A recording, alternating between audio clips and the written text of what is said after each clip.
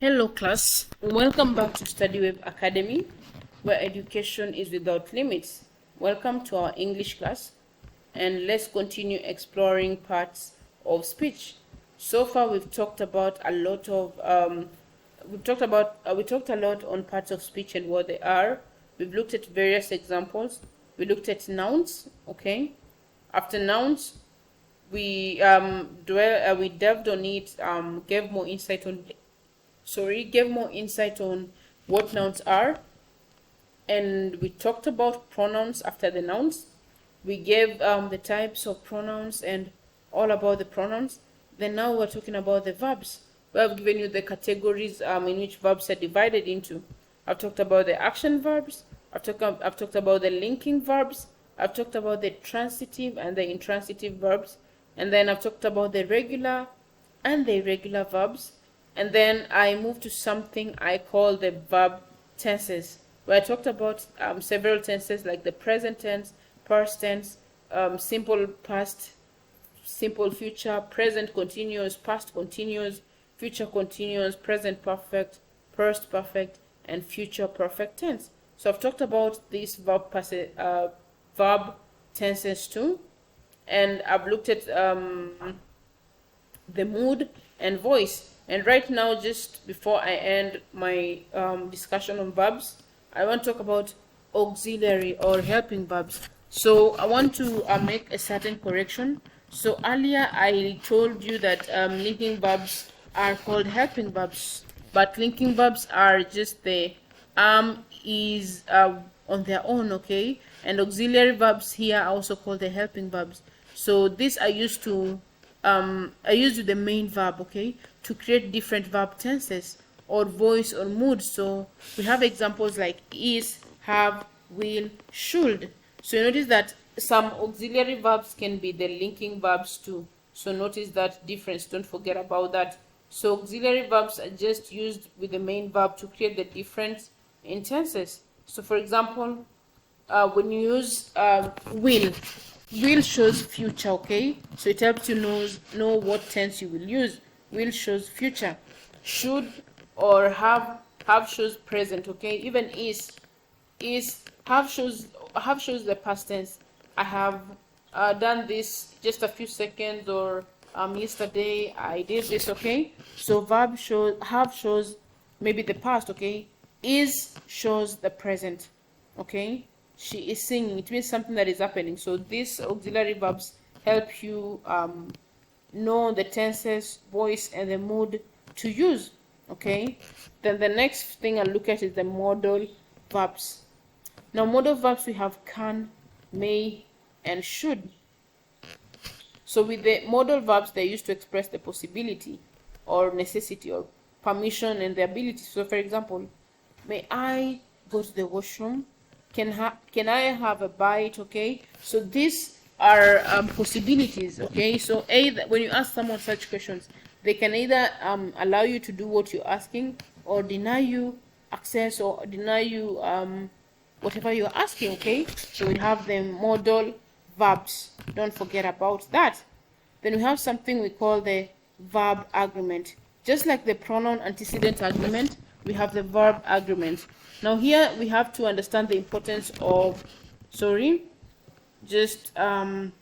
we talk about verb agreement, we have to understand the importance of the subject-verb agreement, ensuring that the verb matches the subject in terms of the number, person, and person, okay? So for example, when you're talking about a group of people, you can't use singular or some verbs that show singularity, okay?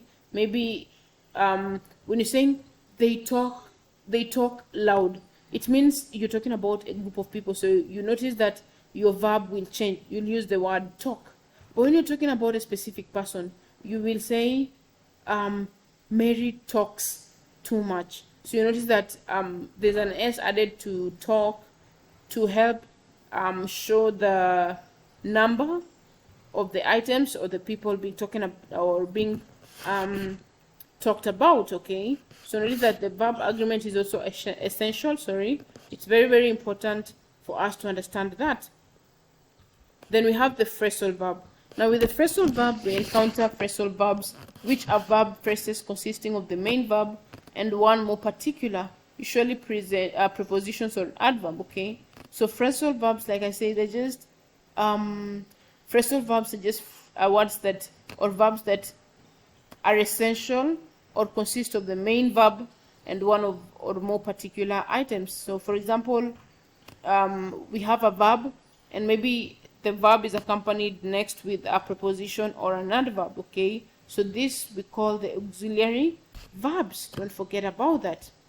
Then we have something here lastly that we call verb mood in conditional sentences. Verb mood in conditional sentences.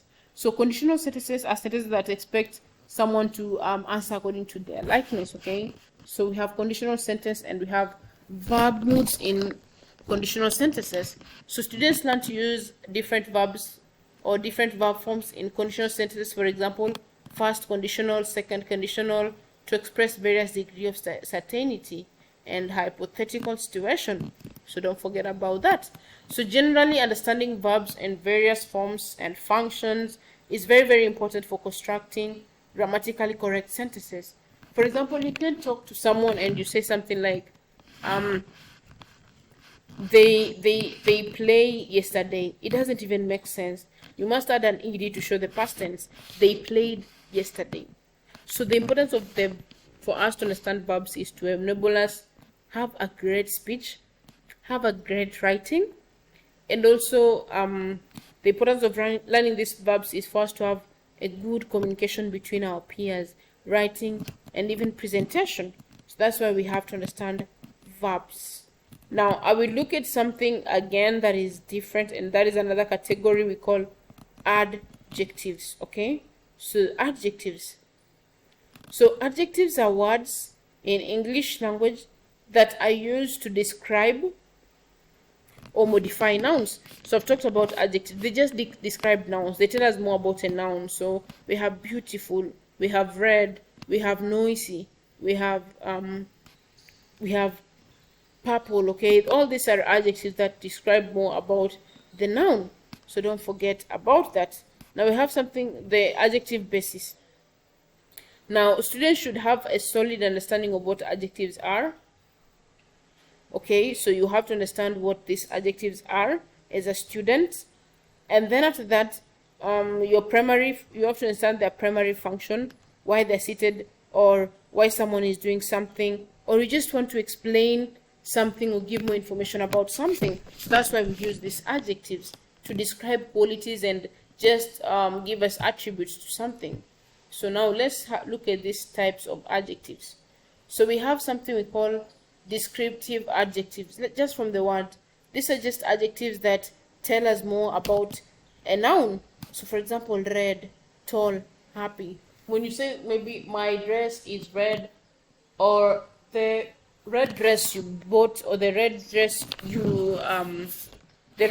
you like has been bought, you notice that red here is used to just provide more information so that someone can have a clear picture of what you're talking about. So those are the descriptive adjectives. Then we have comparative and superlative adjectives. Now superlative adjectives and comparative adjectives, these are adjectives that show to what extent something is. So for example, tall, taller, tallest, big, bigger, biggest. So we have such comparative and superlative adjectives, okay? So for example, I have an example here. We have big, which is positive, bigger is comparative, and then biggest is superlative. So we have big, bigger, biggest. So we have tall, taller, tallest. Tall here, just tall, is just a name, okay? So tall is just positive attribute. But in the comparative form, you say taller. And then in the superlative form, you say tallest, okay? So, and tallest always, or the superlative part always goes with there. So maybe you say something like, John is the tallest boy in class, or Mary is the sweetest girl in class, or vanilla is the sweetest chocolate or chocolate flavor. So you notice that with the superlative aspect or the superlative adjective, we have to align it with the, okay? So those are the types. Then we have something we call demonstrative adjectives. So these are just the adjectives that are used to point out specific nouns. For example, that, this, those, okay? You point it out. So that is my book. Those are my pens. That is my pencil. This is my trouser. So such are called demonstrative adjectives. They just are used to point out specific nouns and help specify which one you're referring to. So when I say this is my book, I'm certain that I'm showing you a specific book, and I'm showing you to see what I'm really talking about, okay? Then we move to interrogative adjectives. These are just, again, adjectives that ask questions, okay? So we have what, we have why. These are just interrogative adjectives, and I know you are aware of many examples of these interrogative adjectives, okay? So we have something known as order of adjectives. We've come across this, and we've given more insight on this. So when you have a lot of adjectives, or in a case where you have a lot of adjectives, you will want to arrange them in an order that sounds well. So for example, you have tall, you have smart, and you have maybe red, okay? You're talking about, or let me give an example here. My mother is okay, let me stop using mother now. I want to get a good example. The boy is a Nigerian singer, or the boy is a beautiful, or sorry, the boy is a tall, handsome Nigerian singer. Look at that. I've used the adjective tall, the adjective handsome, and the adjective or the adjective here Nigeria, okay? Okay, so you notice that we have this good formula here that is, I put a simple acronym to help us, OSACOMP. So for you to arrange an adjective, you have to first look at which one comes first. So I have here a boy, and I'm talking about the boy is the first one. Let's say the boy is tall. So let me just put a T to show tall.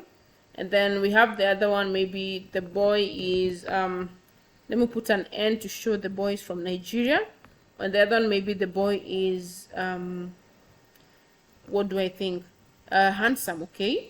So here we have handsome, we have tall, and we have Nigeria. So you can say like something like the boy is handsome, Nigerian, tall, or the boy was handsome, Nigerian, tall, or the boy was tall, Nigerian, handsome. You see, it doesn't even make sense, okay? So we can say I saw a handsome, tall Nigerian boy. Look at that. I saw a handsome, tall Nigerian boy. So handsome will fall under opinion. You see, when you say someone is handsome or someone is pretty, that is your opinion.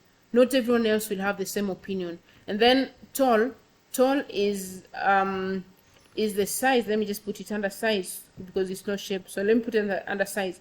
Then Nigeria is the origin.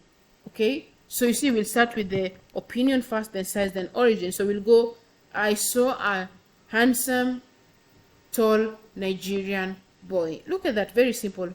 Now, what if I was to mix this and talk about maybe I saw a Nigerian tall, handsome boy. Look at that. Or I saw maybe a handsome, tall Nigerian boy. That is the correct one, a handsome, tall Nigerian boy. So there's a correct order for you to arrange adjectives when you find you're given a lot of them. So we have this OSACOMP where the first one is the opinion, your opinion, then size, then age, then shape, then color, then origin, then material, then purpose. So pay attention and just understand this and master this formula, because it will help you when you meet a lot of adjectives and you want to arrange them in order and give a very, very beautiful sentence. You have to follow this example. So you start with the opinion, size, age, shape, color, origin, material, then purpose. This is a black wooden stool. So you start with the color, black. What is the material? Wooden. Stool.